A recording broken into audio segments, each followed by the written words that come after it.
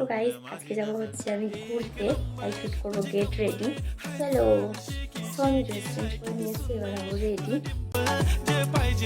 আজকে পরবো এই কানেরটা।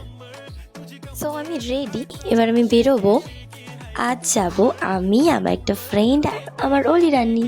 তো আমরা বেরিয়ে পড়েছি এবং সাইকেল চালাতে চালাতে পৌঁছে গেছি 1 ঘন্টা পর ঘাটে। এবার আমরা নৌকা বেরোবো।